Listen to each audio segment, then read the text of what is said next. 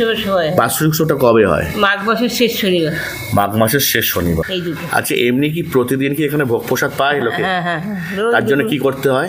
মনে করলেন যে এই আশ্রমেই থাকবেন, 2-1 দিন থাকবেন এবং এখানেই খাওয়া দাওয়া করবেন, এখানে থাকতে পারবেন? হ্যাঁ, ঘর খালি থাকলে নিশ্চয়ই পারবেন। আচ্ছা আচ্ছা। পুনরুদ্ধার বাংলা এখনো পর্যন্ত আসেন? এখনো আসেন? হ্যাঁ, এই তো এবছরও এসেছিলেন। তিনি এখন কি এখানে আছেন? উনি তো মাঝখানে তো আমেরিকাতে ছিলেন। এই উৎসব। আচ্ছা, পরীক্ষিত বালাটালা এখানে আসছেন? হ্যাঁ, ওরা এসছে, এই বছর আসেনি, তবে এসছে। আচ্ছা আচ্ছা, মানে সবাই নাম করা যত বাবুল আছে এখানে একবার না একবার এসছে। মিত্র, হেমন্ত শুক্লা, হ্যাঁ, সবাই এসে গান করতেন, করে গেছেন। আচ্ছা আচ্ছা। মনমোহন সিং। হ্যাঁ হ্যাঁ, এখানে নামি নামি লোকেরা সব সময় অনেক এসছে। অমৃত সিং অরোরাও এসেছিলেন যতদিন দেখা। হ্যাঁ হ্যাঁ হ্যাঁ হ্যাঁ হ্যাঁ।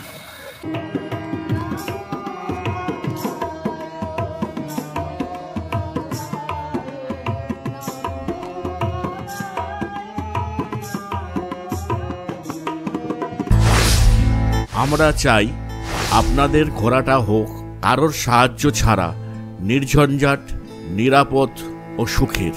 আপনারা দেখছেন সোপান শিক্ষা কেন্দ্র, টোটাল ট্রাভেলিং সলিউশন।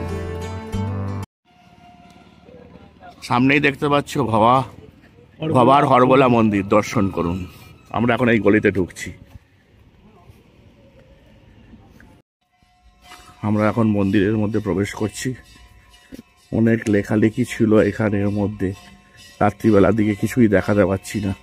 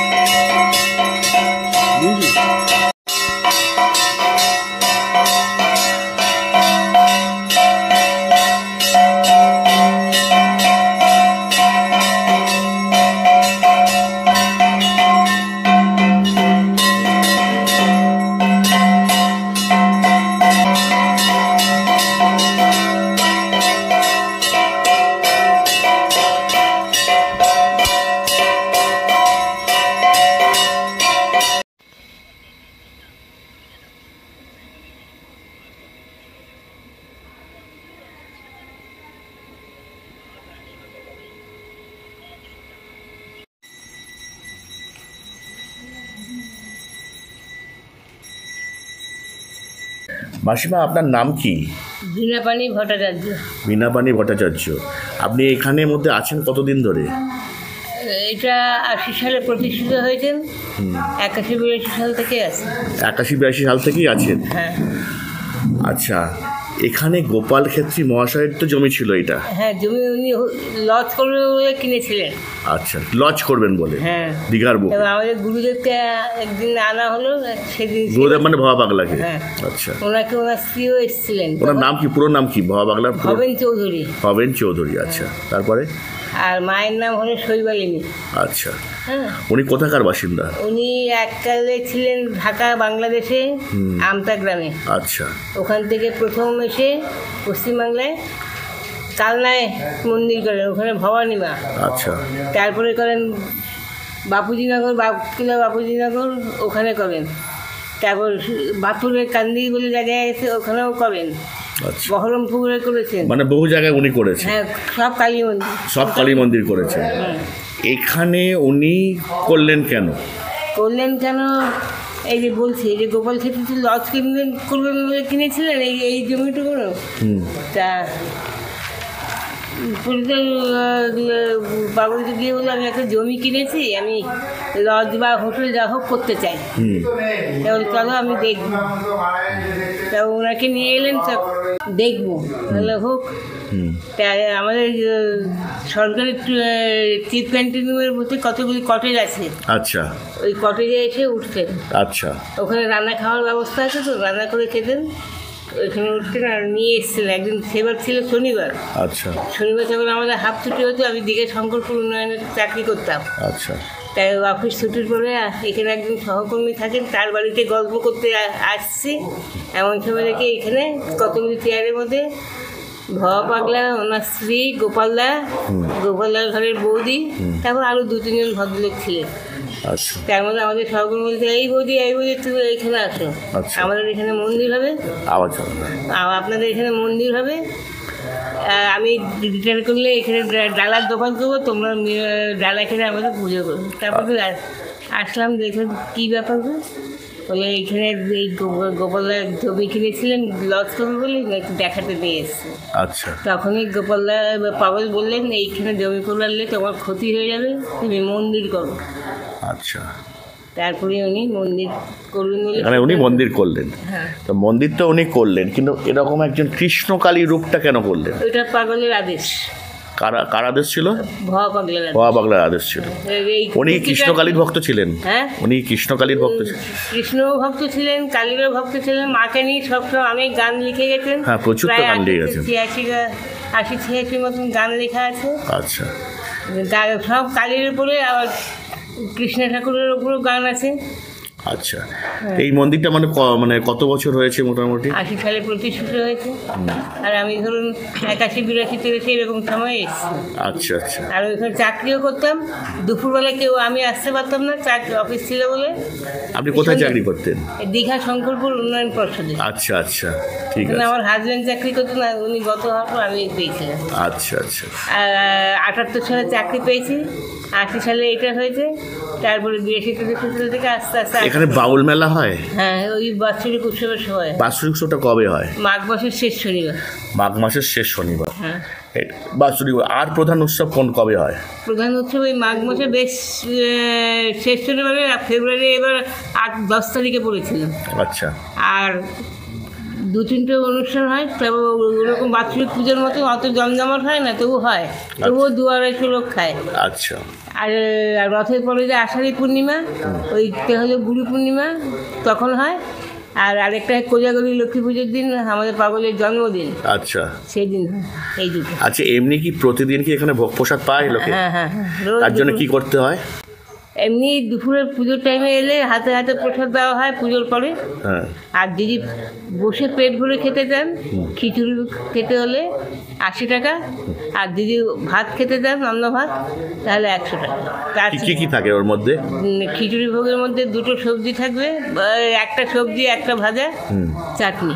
আচ্ছা। আর ভাত, অন্য ভাত খেলে ডাল থাকবে, 2টো সবজি থাকবে, চাটনি থাকবে। দুটোর ক্ষেত্রে 80 টাকা রেট। এটা কটার মধ্যে কুপন সংগ্রহ করতে হয়? আগে এই সময় করতে পারলে ভালো হয়। আমাদের আগের দিন এই সময় এসে সন্ধ্যেবেলার দিকে এসে বুক করে গেলে ভাবছে ভালো।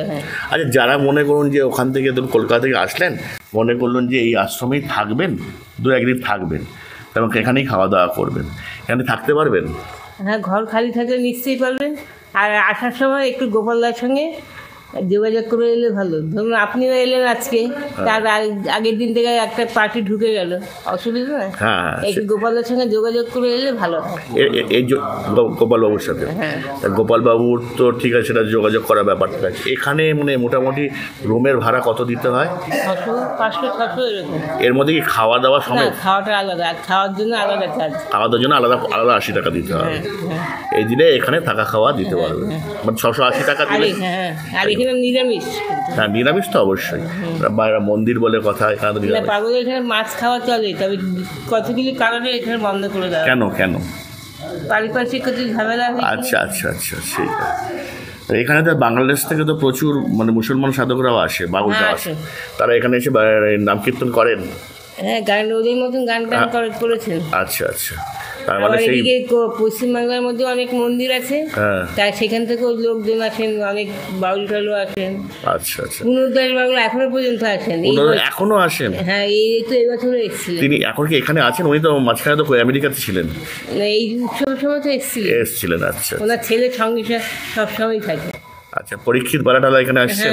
হ্যাঁ, ওরা এসছে, এই বছর আসেনি, তবে এসছে। আচ্ছা আচ্ছা, মানে সবাই নাম করা যত বাউল আছে এখানে একবার না একবার এসছে। মিত্র, হৈমন্ত শুক্লা, সবাই এসে গান টান করে গেছে। আচ্ছা আচ্ছা, মনমোহন সিং। হ্যাঁ হ্যাঁ, এখানে নামি নামি লোকেরা সব সমস্ত অনেক এসছে। অমৃত সিং ওরাও এসেছিলেন যতদিন দেখে। হ্যাঁ হ্যাঁ হ্যাঁ হ্যাঁ হ্যাঁ, সেটা আমরা নিজেরাও দেখেছি। তাহলে এই আচ্ছা, এই মন্দিরটা খোলার সময়টা, বন্ধ হওয়ার সময়টা একটু বলে দিন। ভোর 5টায় মন্দির খোলা হয়, তখন মঙ্গল আরতি হয়। 1টা পর্যন্ত খোলা থাকে, পুজো আচ্ছা, পুজোর কাজ করা, পুজো করা এখানে করা হয়। 1টার মধ্যে পুজো শেষ হয়ে যায়, লোকজনের খাওয়া দাওয়া প্রায় শেষ হয়ে যায়। যতক্ষণ খেতে টাইম লাগে ততক্ষণ একটু খোলা থাকে, নাহলে 1টার মধ্যে বন্ধ হয়ে যাওয়ার কথা। আচ্ছা, আর বিকেল 4টার সময় খুলে 8টা পর্যন্ত মন্দির খোলা। তখন সন্ধ্যা আরতিটা যেমন হয়, তারপর এই 8টা বাজে এখন আমাদের প্রার্থনা হবে। আচ্ছা, প্রার্থনা হওয়ার পরে আচ্ছা আচ্ছা, আপনাদের প্রার্থনাটা কি কি কি নিয়ে? গুরু বন্দনা হবে। গুরু বন্দনা হবে, তারপর ওনার তো অনেক গান আছেন। হ্যাঁ হ্যাঁ হ্যাঁ, ওই গানটা